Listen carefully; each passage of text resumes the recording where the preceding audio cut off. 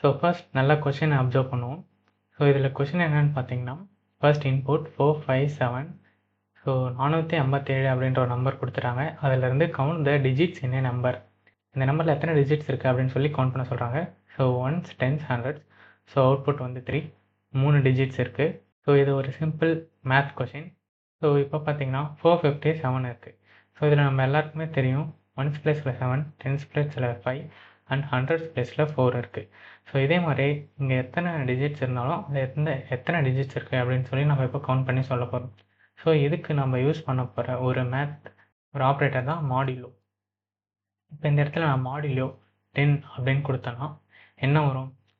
Modulo operator எப்போவுமே என்ன தரும் அப்படின்னு சொல்லி பார்த்தீங்கன்னா, என்ன ரிமைண்டரோ அதை தான் தரும். ஃபார் எக்ஸாம்பிள், இப்போ நான் 51 மாடுலோ 10 அப்படின்னு கொடுத்தேன்னா இதுக்கான ஆன்சர் வந்து 1. அது எப்படின்னு பார்த்தீங்கன்னா, இப்போ நான் 51 10ஆல் ஃபஸ்ட்டு டிவைட் பண்ணுறேன்னா 10 1s R and 10 5s R 15 வரும். ஸோ 50 போயிடுச்சு. மீதி என்ன இருக்குதுன்னு பார்த்தீங்கன்னா எக்ஸ்ட்ரா 1 இருக்குது. ஸோ அந்த 1 தான் ரிமைண்டர். ஸோ இந்த மாடுலஸ் ஆப்ரேட்டர் என்ன பண்ணணும்னா, இந்த நம்பரை நீங்கள் எந்த நம்பர் தரீங்களோ அதால் டிவைட் பண்ணி அதோட ரிமைண்டர் என்னவோ அதை தான் ஆன்சராக தரும். ஸோ இப்போ இந்த இடத்துல பார்த்தீங்கன்னா 457 மாடுலோ 10 அப்படின்னு கொடுத்தீங்கன்னா நமக்கு ஆன்சர் வந்து 7ன்னு கிடைக்கும். ஸோ அப்போ நமக்கு லாஸ்ட் டிஜிட் கிடைக்கும். ஸோ நம்ம மாடுலோ 10 பண்ணும்போது லாஸ்ட் டிஜிட் கிடைக்குது. ஸோ இதே மாதிரி நமக்கு ஒவ்வொரு டிஜிட்டும் கிடைச்சா நம்ம எத்தனை டிஜிட் இருக்குன்னு ஈஸியாக கவுண்ட் பண்ணிடலாம். ஸோ அதுக்கு என்ன பண்ணலாம் அப்படின்னா, ஈஸியாக இந்த நம்பரை அகைன் 10ஆல் டிவைட் பண்ண போகிறோம். ஸோ இப்போது பார்த்தீங்கன்னா 457 டிவைடட் பை 10 அப்படின்னு பண்ணனா ஆன்சர் என்ன கிடைக்கும் அப்படின்னு பார்த்தீங்கன்னா 45.7ன்னு கிடைக்கும். ஏன்னா ஒரு டிஜிட் வந்து பாயிண்ட் முன்னாடி வந்துடும். 45 அதே மாதிரி ரிமைண்டர் 7 வரும். அதை நம்ம பாயிண்ட் வச்சு இப்படி எழுதிக்கலாம். ஸோ இப்போ இதை நான் வந்து இன்டிஜர் வேல்யூ மட்டும் எடுத்தேன் அப்படின்னா எனக்கு 45ன்னு கிடைக்கும். ஸோ இந்த 7 ரிமைண்டராக இருக்கிற 7 போயிட்டு 45 மட்டும் கிடைக்கும். ஸோ அப்போது 45 அகெயின் இதை நான் வந்து மாடுலோ 10 கொடுத்தேன்னா எனக்கு வந்து ஆன்சர் 5 கிடைக்கும். ஸோ அகெயின் இதை நான் 10ஆல் டிவைட் பண்ணனா 4 கிடைக்கும். ஸோ அகைன் 4 மாடுலோ 10 பண்ணனா ஆன்சர் வந்து 4 கிடைக்கும். நெக்ஸ்ட் இதை நான் 10ஆல் டிவைட் பண்ணனா ஆன்சர் வந்து 0வாக மாறிடும். 0 வர வரைக்கும் நம்ம இதே மாதிரி பண்ணிட்டா தான் நமக்கு இங்கே 7 5 4 எல்லா டிஜிட்ஸும் நமக்கு இங்கே ரிவர்ஸில் கிடைக்கிது.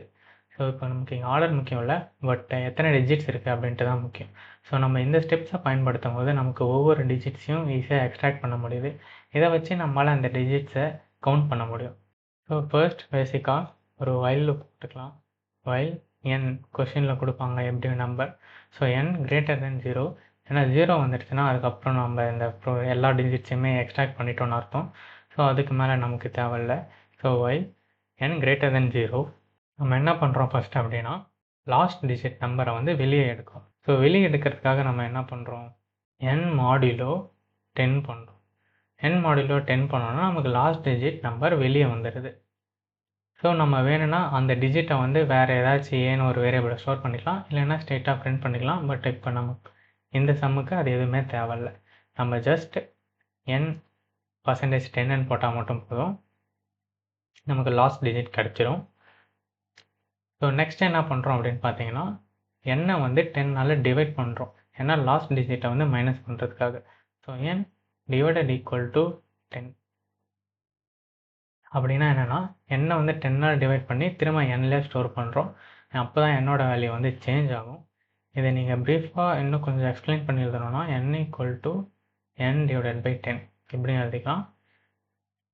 ஸோ இப்போ வந்து பார்த்தீங்கன்னா என்ன நடக்கும் அப்படின்னா, ஃபர்ஸ்ட் n வரும் 457, அது வந்து மாடுலோ பை 10, அதாவது 7 கிடைக்கும் நமக்கு. பட் நம்ம அது எங்கேயுமே ஸ்டோர் பண்ணல. நெக்ஸ்ட் பார்த்தீங்கன்னா n டிவைடட் பை 10, n வந்து 45ஆக மாறும். லாஸ்ட் டிஜிட் மட்டும் வெளியே போயிடும். Next n greater than 7 condition true. So next divide பண்ணால் 5ன்ற டிஜிட் மட்டும் தனியாக வரும். நெக்ஸ்ட் n நம்ம 10ஆல் டிவைட் பண்ணால் 4 கிடைக்கும். Next 4 greater than 0 condition true. Again நம்ம n மாடுலோ 10 பண்ணோன்னா 4 கிடைக்கும். அதே மாதிரி n டிவைடட் பை 10 பண்ணோன்னா 0ன்னு கிடைச்சிடும். ஸோ இப்போ நம்ம இந்த எக்ஸ்ட்ராக்ஷன் ஆஃப் டிஜிட்ஸ் இப்போ நமக்கு தெரிஞ்சிருச்சு. ஸோ இதை வச்சு நம்ம இந்த சம்மை எப்படி நம்ம முடிக்கலாம் அப்படின்னு பார்த்தீங்கன்னா, count the number of digits. So எத்தனை டிஜிட்ஸ் இருக்குன்னு தான் கவுண்ட் பண்ணணும். ஸோ அதுக்கு நமக்கு வந்து இப்போதைக்கு இந்த எக்ஸ்ட்ராக்ஷன் வந்து தேவைப்படாது. ஸோ அதுக்கு பதில் என்ன பண்ணலாம் அப்படின்னு பார்த்தீங்கன்னா, n கிரேட்டர் தென் 0வாக இருக்க வரைக்கும் அதை நம்ம 10ஆல் டிவைட் பண்ணிக்கிட்டே வந்தோம்னா லாஸ்ட்டில் இருக்கிற நம்பர் ஒன்றுனா மைனஸ் ஆகிட்டே வரும். அது எத்தனை வாட்டி மைனஸ் ஆகுதோ நமக்கு அத்தனை டிஜிட்ஸ் இருக்குது அப்படின்னு சொல்லி நம்ம ஈஸியாக கண்டுபிடிச்சிடலாம். ஸோ அதனால் ஃபர்ஸ்ட் கண்டிஷன் ட்ரூவாக இருந்ததுன்னா நம்ம ஒரு கவுண்ட்டுன்னு ஒரு வேரியபிள் வச்சுக்கலாம். ஸோ கவுண்ட் ஒரு வேரியபிள் வச்சுட்டு கவுண்ட் ப்ளஸ் ப்ளஸ்னு போட்டுடலாம். ஸோ ஒவ்வொரு டைம் உள்ள வரும்போதும் ஒரு டிஜிட் வெளியே போகுது. ஸோ கவுண்ட் ப்ளஸ் ப்ளஸ் ஆகும், திரும்ப ஒரு டிஜிட் மைனஸ் ஆகிடும்.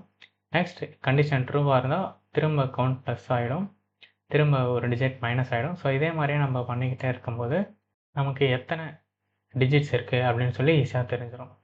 ஸோ இப்போ இதை நம்ம எக்ஸிக்யூட் பண்ணி பார்ப்போம். ஸோ இப்போ பார்த்தீங்கன்னா இந்த problem, you are given a number n, you need to find the count of a digit n. So இப்போ n ஈக்குவல் டு 1, ஸோ அவுட்புட்டும் 1, ஒரே ஒரு டிஜிட். n ஈக்குவல் டு 59 இருக்குது. ஸோ அதே மாதிரியே 5. ஸோ இப்போ நம்ம எழுதின ப்ரோக்ராம் இருக்குது. ஸோ இப்போ நம்ம கம்பைல் பண்ணி ரன் பண்ணி பார்த்துருவோம். ஸோ இப்போ சக்ஸஸ்ஃபுல்லாக ஆல் டெஸ்ட் கேஸும் பாஸ் ஆகிடுச்சு. ஸோ இப்போ இந்த கொஷனுக்கு இது மட்டும்தான் ஒரே ஆன்சரா அப்படின்னு கேட்டிங்கன்னா கிடையாது. இதை விட இன்னும் ஈஸியான ஆன்சர்ஸும் இருக்குது. ஸோ இப்போ அந்த மெத்தட் என்னன்னு பார்ப்போம். ஸோ இப்போ இதுக்கு இன்னொரு மெத்தட் என்ன அப்படின்னு பார்த்தீங்கன்னா, மேத்தமெட்டிக்கலாக லாக் எடுக்கிறது தான்.